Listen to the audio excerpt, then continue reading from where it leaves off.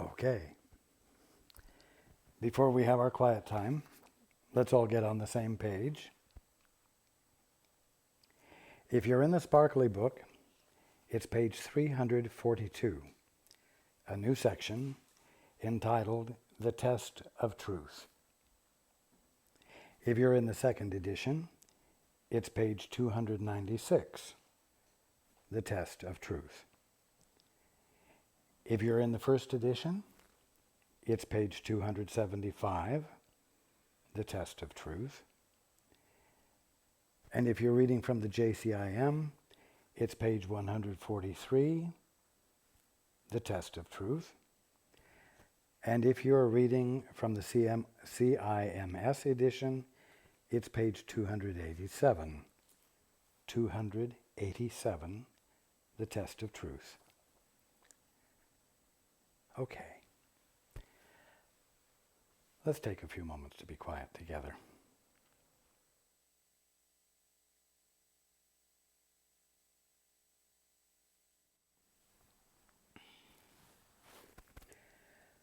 Okay. Good evening.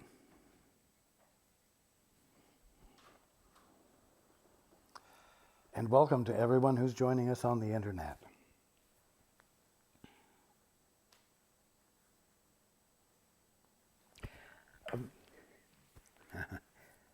What if you weren't the center of the universe?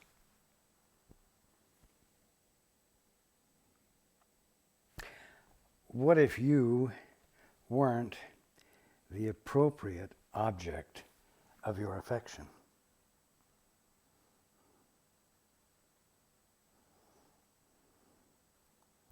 What if nothing was about you?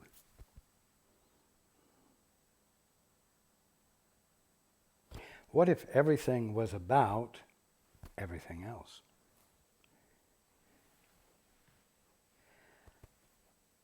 What if your function was to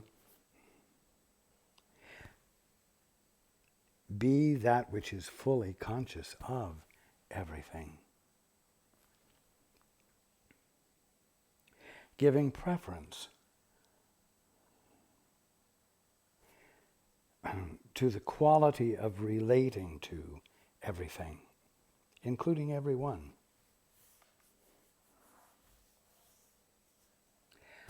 What if everyone was important?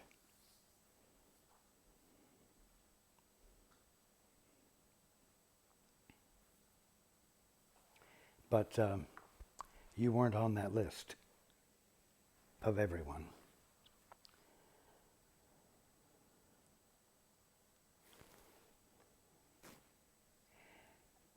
As we progress through the course, you might begin to have the feeling that everything isn't about you. After all, it says that the way for you to wake up is to look into your brother's eyes and remember God. It doesn't say, go and stand in front of the mirror and look at your handsome or beautiful self. Look into your beautiful or handsome eyes and remember God.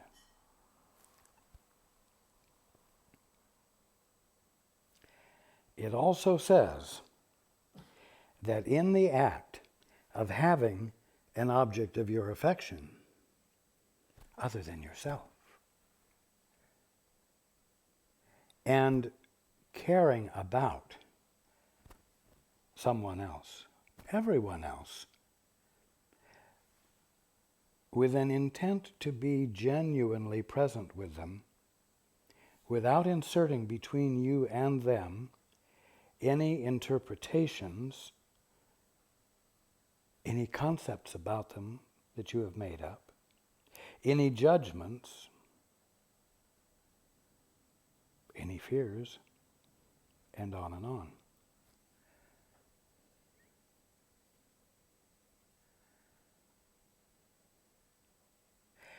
It says that in doing that,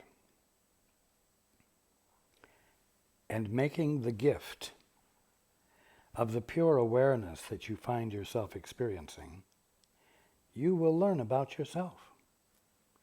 What you find yourself able to give another, because they are the object of your affection, is an act which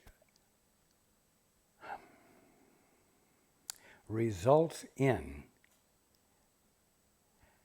your education, your learning about who you are. Now, one of the things that you learn about who you are is that you're not an authorizer. You could say you're a responder. You are that which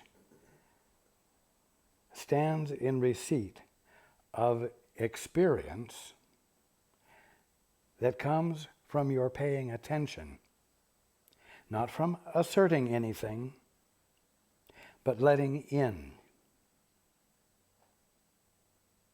and being the receiver of experience.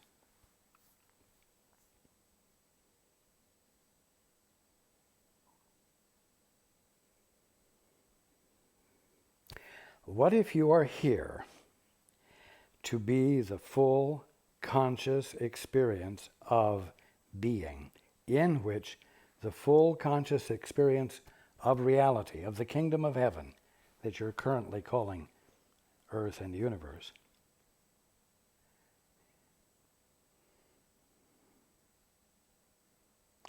I'm sorry, this is me, Paul, I lost it.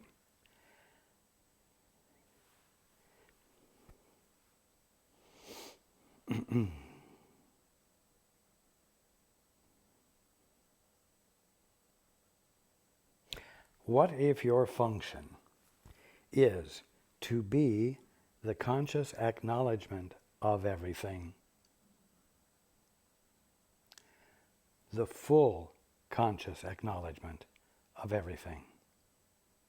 What if you are that which lets all that is register with you without resisting it in any way and without interposing anything between you and it? What if that is the purpose of being? What if that is your purpose?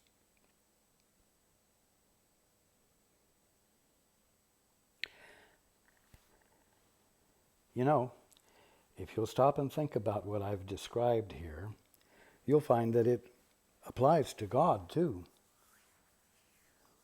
Do you think God has himself on his mind? Do you think God stands overlooking and overseeing everything and feels bad because Henry and George and Mary down there are preoccupied with things and aren't paying any attention to him, and he feels lonely and sad and left out and hurt? No. It's not his function to get. It's not the function of God to gather or get. The Bible says, and God saw everything that he had made, and behold, it was very good. The response was an acknowledgement of its goodness, of its godness.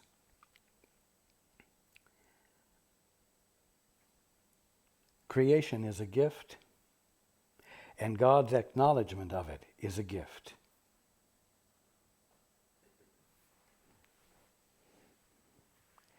Now, part of the problem that all of you face in the process of waking up, in the process of any course of study you take for the purpose of waking up, is that there is an underlying question that you bring along with you. And that question is, what am I going to get out of it?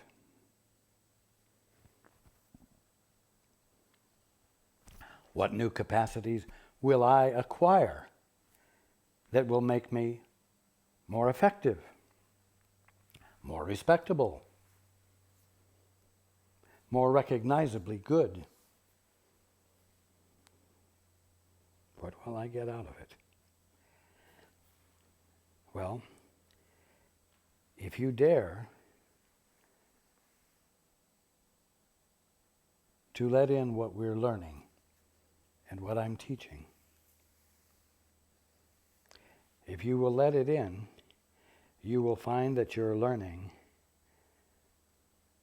that you're not going to get anything out of it, except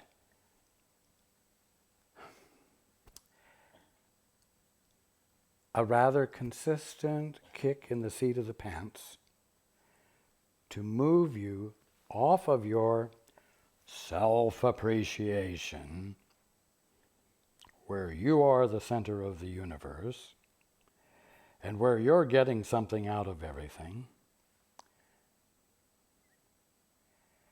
and actually daring to give your attention to everything else with innocence,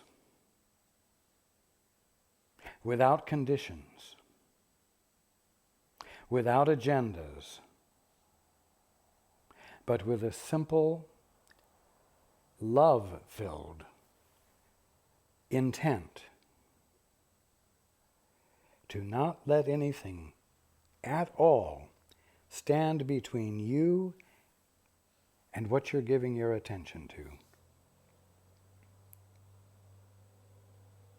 so that you might see it for what it truly is.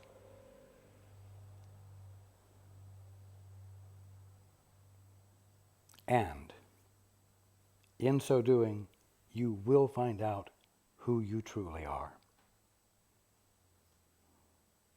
And so the unselfish act of giving totally, without any possibility of getting being included in the equation, will cause you to come back into your right mind,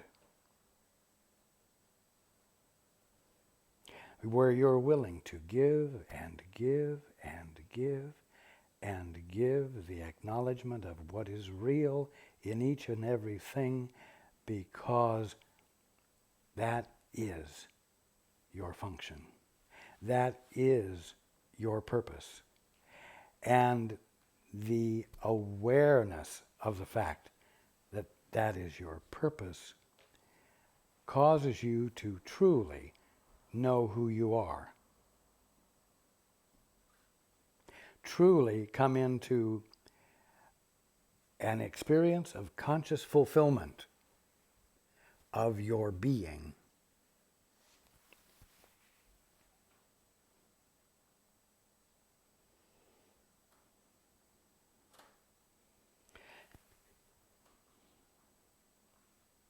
That isn't very ego-satisfying.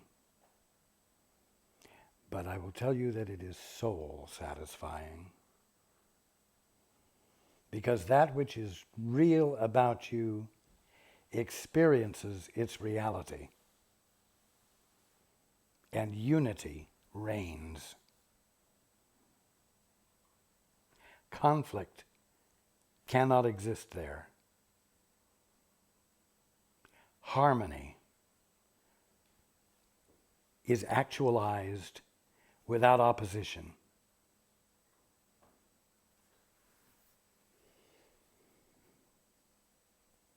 Now,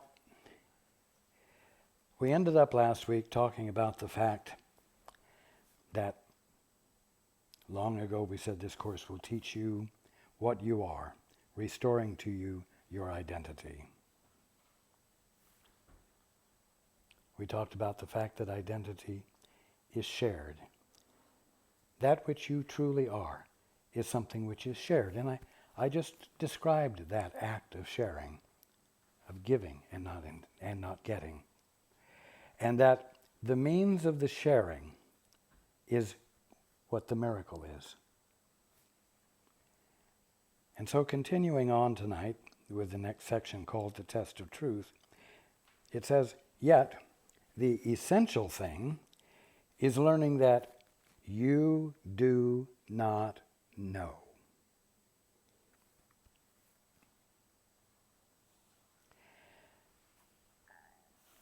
I know. You keep hearing this in one form or another as we read along, and it flies right in the face of all that is meaningful to you. What the hell do you mean I don't know? Of course I know. I haven't gotten this far without knowing something.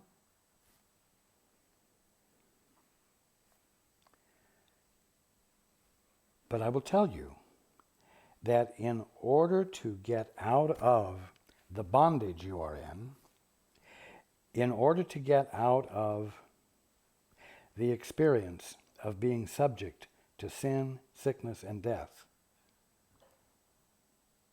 you are going to have to step out of or beyond what you already know, because it hasn't woken you up. It isn't what does the trick. And so the essential thing is learning that you do not know. And I'm going to say the essential thing is learning that you do not know and not be offended by it. Because until you're willing to say, my goodness, I really may not know what is important to know, and what I've thought is important to know may not be important to know, and therefore I'm willing to look in a way I haven't been willing to look before. I'm willing to consider that maybe I do not know. Maybe I do not know the truth. Continuing, knowledge is power, and all power is of God. You who have tried to keep power for yourselves have lost it. In other words, those of you who have tried to become powerful through the use of coercion and manipulation and the abuse of your brothers and sisters have lost power, because you've lost your awareness of who you are. And therefore you have lost the awareness that you have an inheritance and what the inheritance is. You're unconscious of it. And regaining consciousness of it is what this is all about. And it is what your heart yearns for. And it is what makes you feel like a stranger in a strange land. Which is like referring to a son of God in an orphanage. Continuing, you still have the power, but you have interposed so much between it and your awareness of it that you cannot use it. Everything you have taught yourselves has made your power more and more obscure to you. The better you got at being an orphan, the more obscure your divine sonship became to you. You know not what it is, nor where. You have made a semblance of power and a show of strength so pitiful that it must fail you. I mean, after all, a son of God pretending to be an orphan is a pitiful sight, because it is such gross nonsense, such impossible nonsense. For power is not a seeming strength, and truth is beyond semblance of any kind.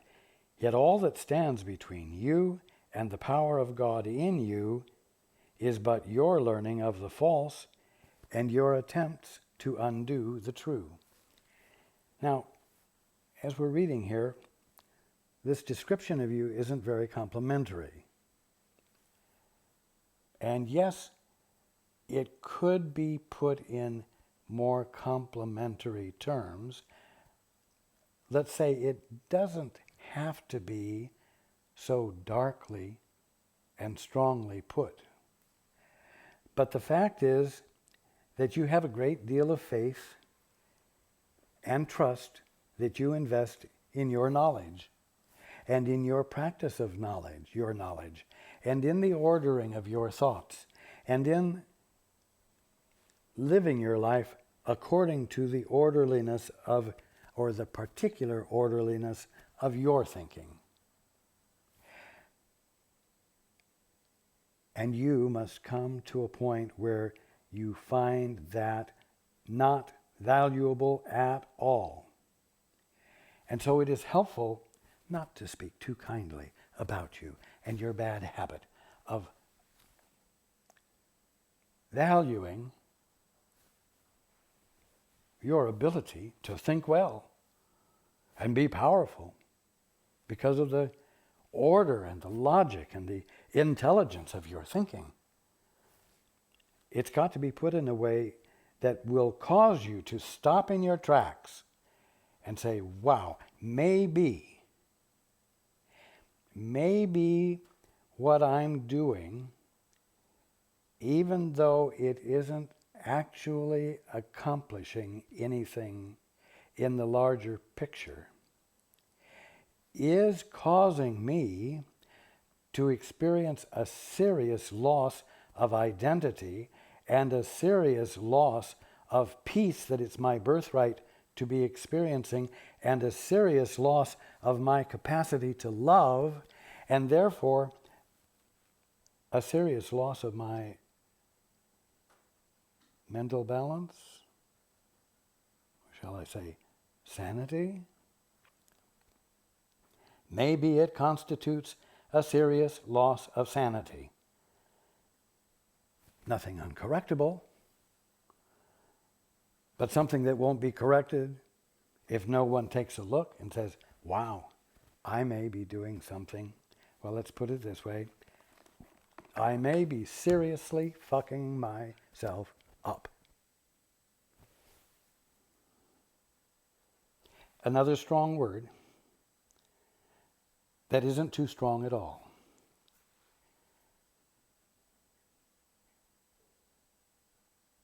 Maybe you are seriously suffering from something you shouldn't be suffering from at all.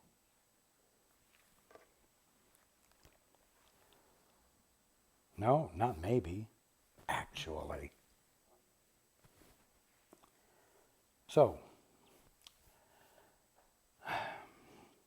weather the storm with me and let these harsh descriptions of you register with you.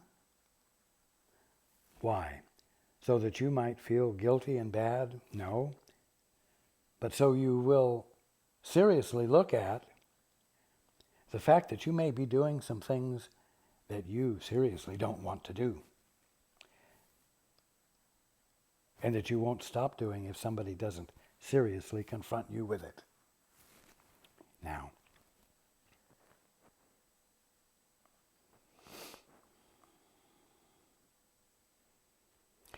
be willing then for all of it to be undone. All of what? Oh, all of the skill that you've personally developed and all of the power that you have accrued. Be willing then for all of it to be undone, and be glad that you are not bound to it forever. For you have taught yourselves how to imprison the Son of God, yourself.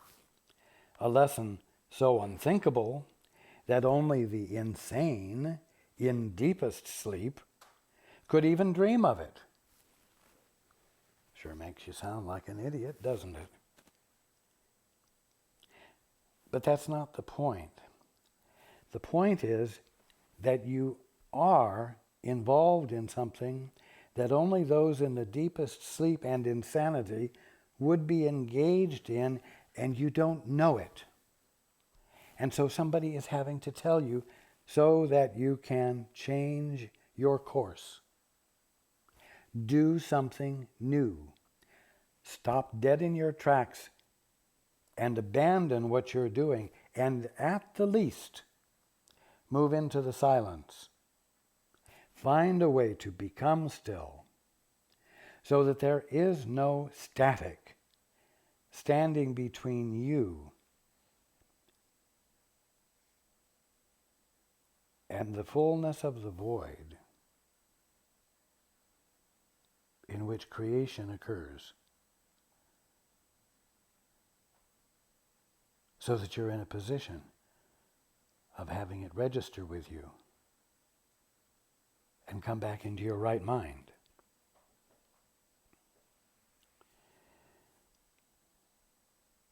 Can God learn how not to be God? And can his Son, you, given all power by him, learn to be powerless? It's unthinkable and insane, such a thought. But you're behaving as though you're powerless. Oh, I just don't know what my body's going to do next. Oh, I just don't know what my kids are going to do next. Oh, I just don't know what the economy is going to do next.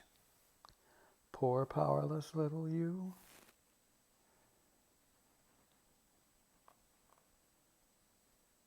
What have you taught yourself? What have you taught yourselves that you can possibly prefer to keep in place of what you have and what you are? Do you like being a little whiner about the economy and the family and the undependable body you have and so on? Do you want to keep that you've taught yourself and that you rely on and depend upon and have faith in? Atonement teaches you how to escape forever from everything that you have taught yourselves in the past by showing you only what you are now.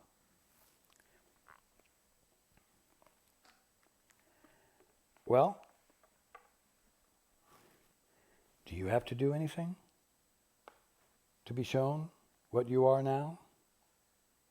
Yes. You have to stop asserting what you believe you are,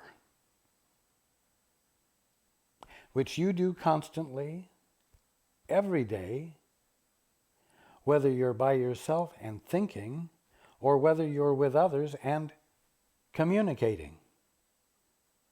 You are always asserting yourself. When you think according to the rules and standards that you value. And you interpret everything that you see according to these standards, these values that you have incorporated. You're constantly reinforcing the you think you are.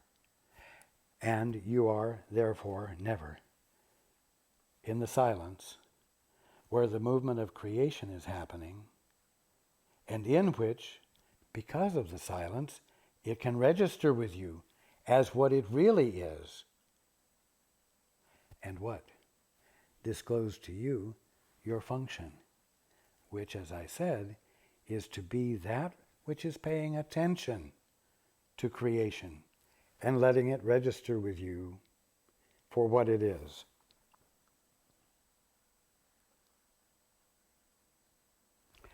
Whether it looks like a barista fixing you a cup of coffee,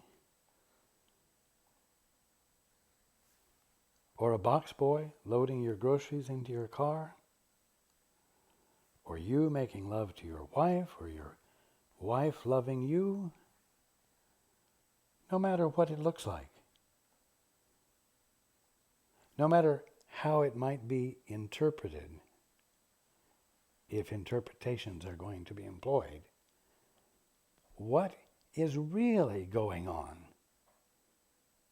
That's what you want to know.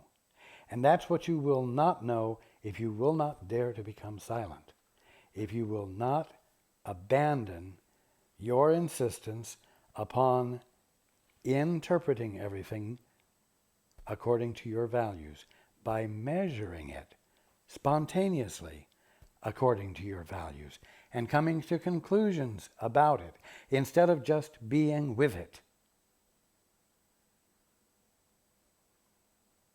and giving God a chance to show up.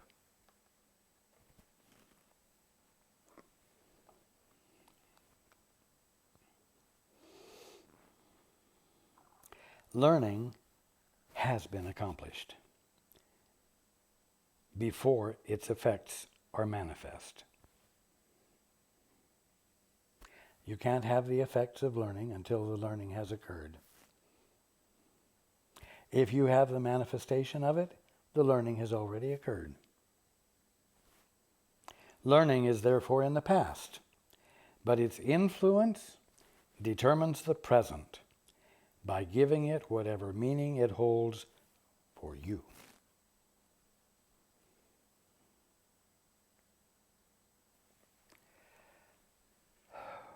How many of you looked forward to the day that you would graduate from high school, or looked forward to the day that you would graduate from college with your degree, so that you might be finished learning and get on with the wonder and actuality of life? Well, let me ask you something. Who told you that learning would ever cease, would ever come to an end?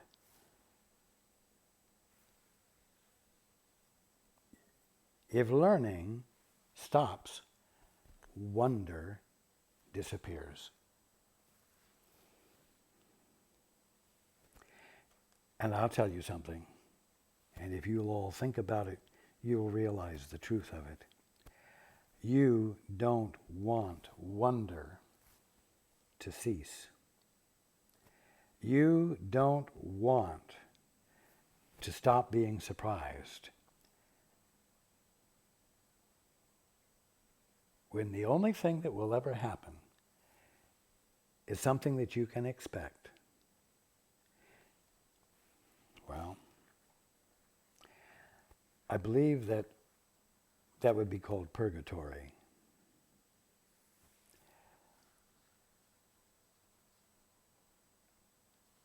It certainly wouldn't be life. And it is not the purpose or function of being to be experienced that way. And to the degree that you re-embrace your function of being that attention, that attentiveness that is willing to embrace all that is happening without inserting anything between you and it, you will forever be in a state of learning. And your learning will be manifest. Not because you have become a great manifester of things, but because in abiding in your function and experiencing the movement of creation, which is a learning movement, manifestation of the learning occurs. You might say your power comes into play. But it is not a power called force, which you exert. It's a power that is the nature of the movement of conscious awareness.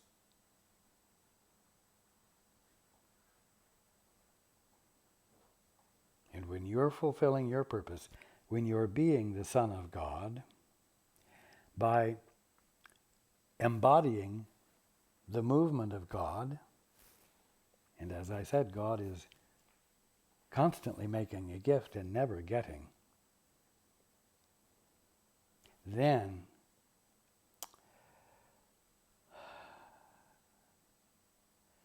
the joy of knowing who you are, the wonder of being what you are, will re-emerge, never to be lost again. And that's the point. But you won't arrive at that until you're willing to accept the postulate, I'm going to say, that you do not know.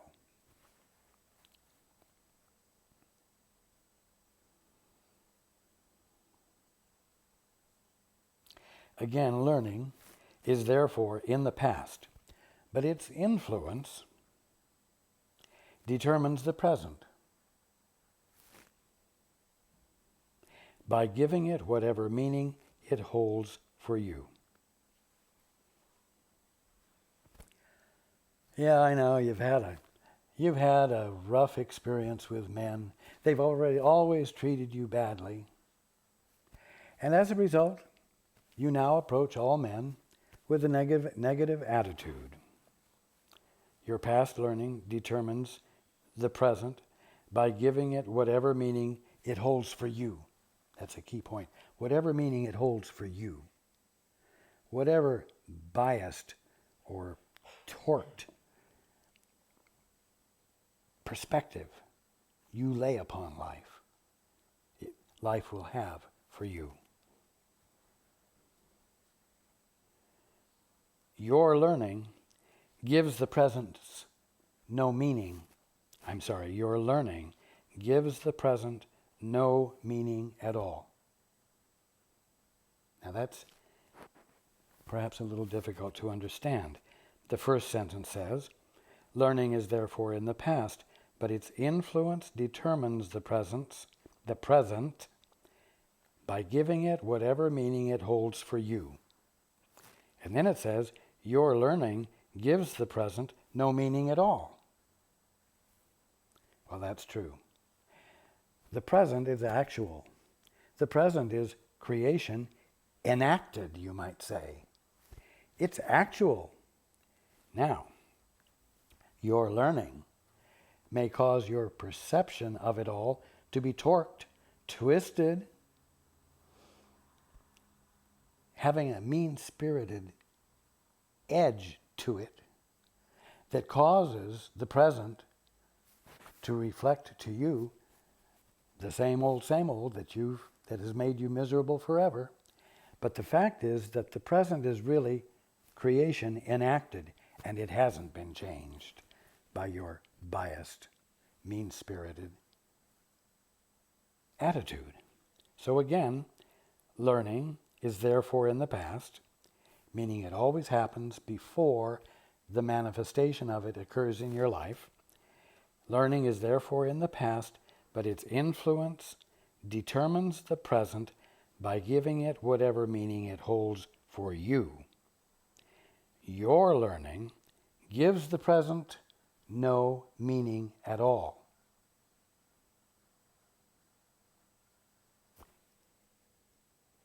Meaning is God-derived. Your learning doesn't constitute the eliciting of real meaning. It just causes you to have a biased perception of reality, of creation. Okay. Nothing you have ever learned can help you understand the present or teach you how to undo the past.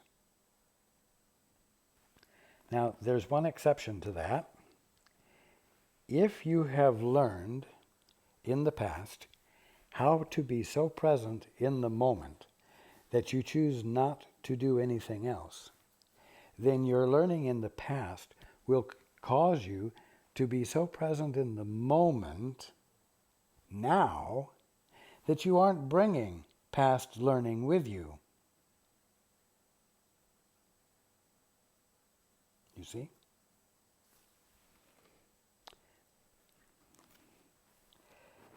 Again, though, nothing you have ever learned can help you understand the present. The only thing that will help you understand the present is that when you look with innocent eyes in the moment you're in, you can see God in it. That's the only way you can understand the present. You will have to be present with it, without preconceptions and without memory, so that the meaning God is expressing as the present moment will register with you. And it will register with you if you're allowing yourself to fulfill your function, which is to simply be the attentiveness that allows the recognition of what's really going on.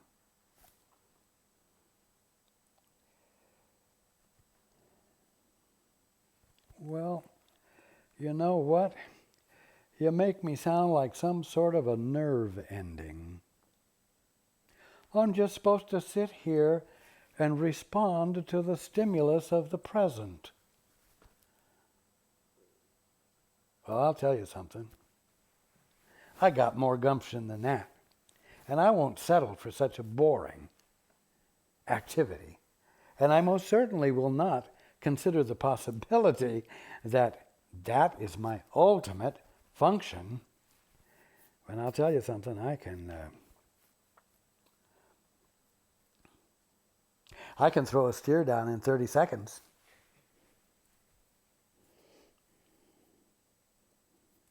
And I can make my wife do anything just by raising my eyebrow.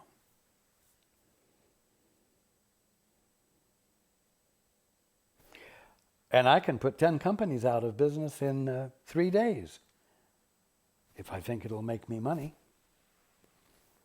I've got power. I've got more gumption than to just be something that gives attention to what's really going on, and that's it.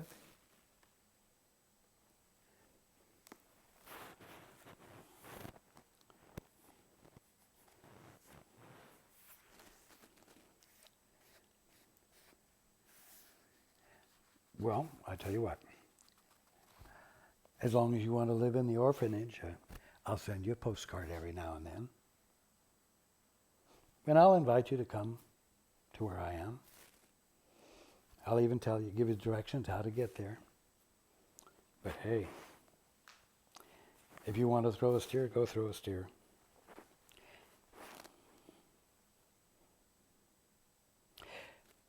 But nothing you have ever learned can help you understand the present or teach you how to undo the past. Your past is what you have taught yourselves. Shall I yell this? In the book, it's all in capital letters. Let it all go. You know what? Try just letting it go for a month. Give yourself the option to stop letting it go. But give yourself 30 days to actually let it all go. Do not attempt to understand any event or anything or anyone in its light, the light of the past. For the light of darkness by which you try to see can only obscure. Put no confidence at all in darkness. Now, it means here, do not put confidence at all in your memory, in your past, in the things you're already sure of, in your confidence that all men are what the few men have demonstrated to you that they are, and so on. Put no confidence at all in darkness to illuminate your understanding. For if you do, you contradict the light and thereby think you see the darkness. Yet darkness cannot be seen, for it is nothing more than a condition in which seeing becomes impossible. What's another way of saying it? Darkness is nothing more than a condition in which paying attention becomes impossible. In which being attentive to what everything really is becomes impossible. You who have not yet brought all of the darkness you have taught yourselves into the light in you, get that? You who have not yet brought all of the darkness you have taught yourselves into the light in you, can hardly judge the truth and value of this course. Yet God did not abandon you. And I would say the Holy Spirit, that which is nothing more than your right mind, has not abandoned you.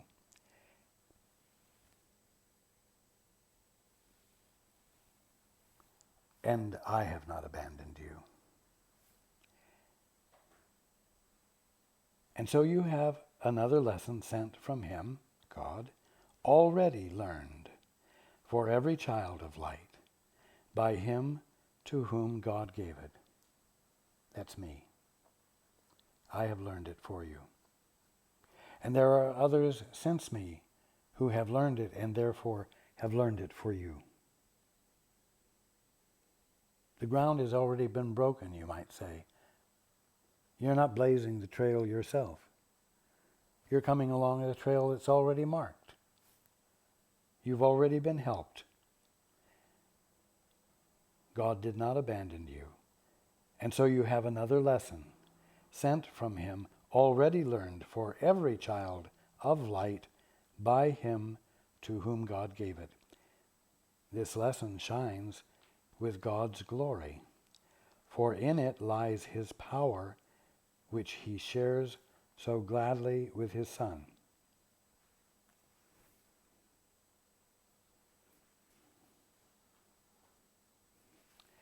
The gift has already been made. The gift of your power has already been made, already given you. But as long as you are going to fight amongst your fellow orphans to get to the better rooms on the higher floors and to get the nicer maintenance jobs and to prove yourselves,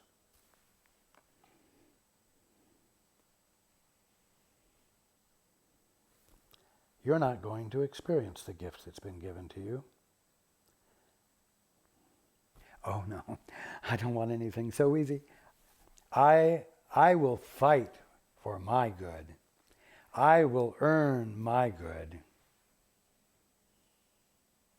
I will demonstrate for all to see how good I am. Don't make no gifts to me that I don't have to earn. Won't say anything about me at all. Might get other people to think that they can have their good too without fighting for it. And then where would things be? Crazy.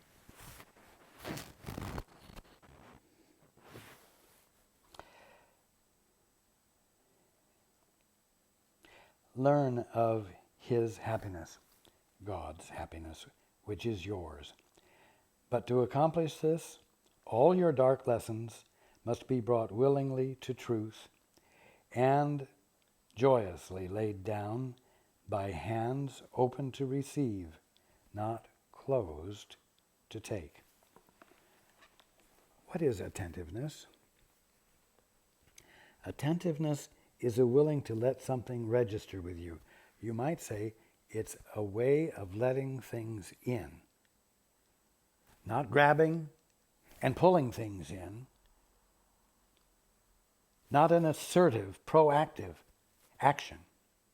Attentiveness is a passive, allowing action, which by virtue of its undefendedness simply can't help but be inundated by the movement of life, creation itself, God. And so when you give up the struggle and the fight to assert yourself, when your hand is not tightly closed to grasp and take, but is passively open, you might say, everything can end up in your hands. Everything will. Because you're not resisting or denying anything by having a closed fist. Or we'll say a closed mind.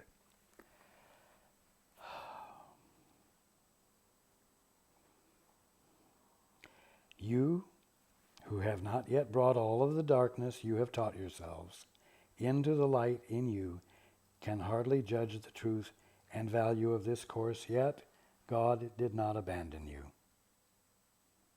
Remember this, you who have been described so darkly and sinisterly and insanely as we've been reading tonight. Remember, the light is in you. You who have not yet brought all of the darkness you have taught yourselves into the light in you can hardly judge the truth and value of this course, yet God did not abandon you. Remember that.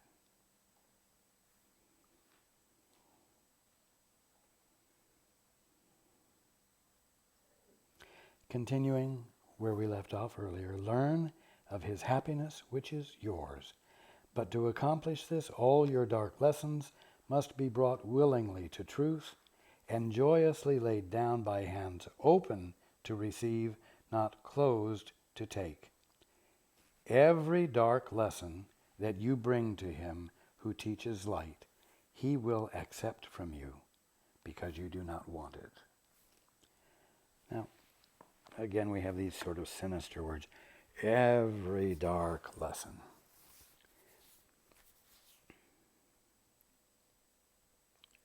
Here's a dark lesson. I'm a recognizably good person. And I do recognizably good things. And people are blessed by what I do.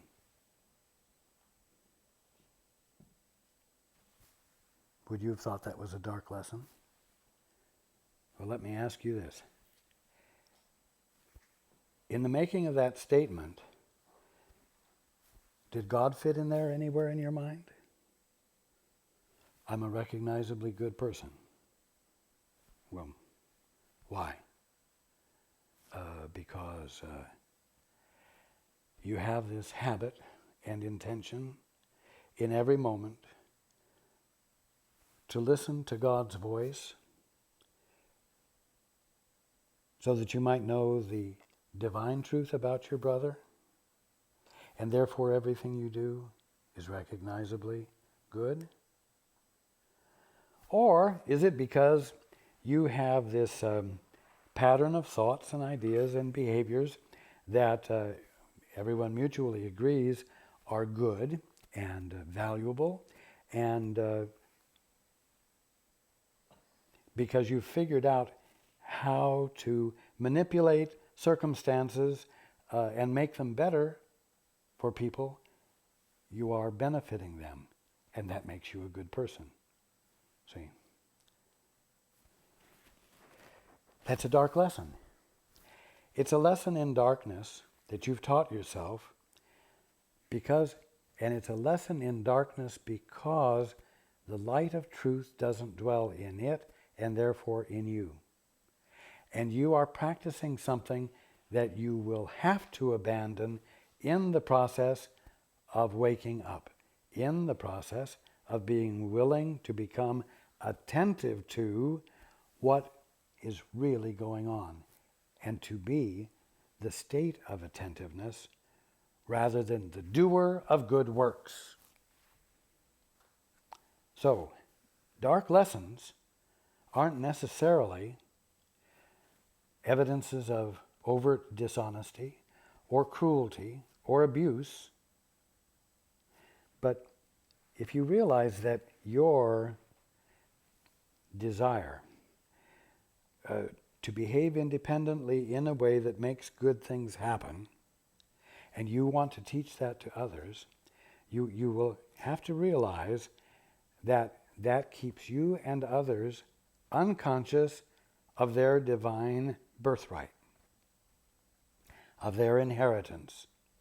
And so you are keeping the truth from them by keeping them preoccupied with those things that are ego-satisfying, but keep everyone unconscious of the truth.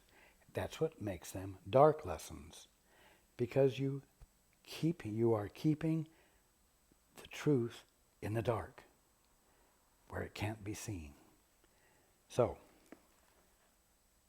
dark lessons isn't really that sinister. It doesn't necessarily have anything to do with mean-spiritedness or criminal activity. It has to do with teaching ignorance.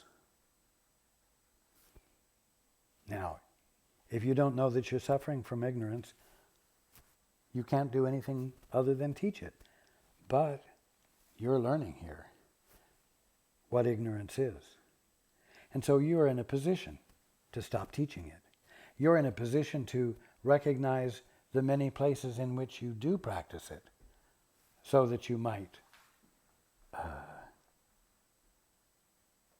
be in a position to stop, to correct yourself.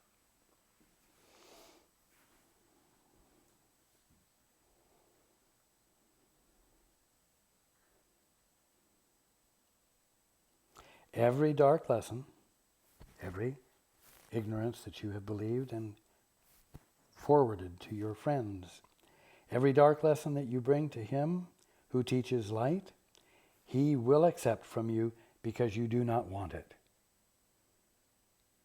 He won't take it from you if you still want it. But when you recognize it for what it is and you bring it to him because you don't want it, he will take it.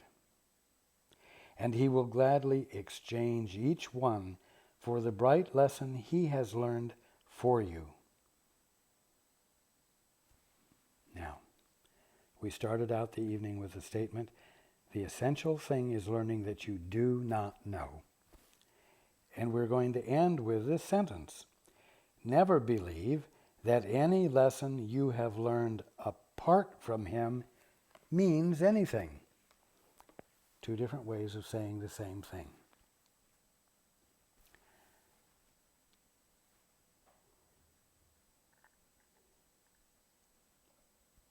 I hope you will be very attentive this week to what we've discussed this evening. Because there is a lot in it, and yet it is utter simplicity. And it's the epitome of love. And it will help you learn what love is. And help you have the guts to express it, embody it. And I love you. And I look forward to being with you next week.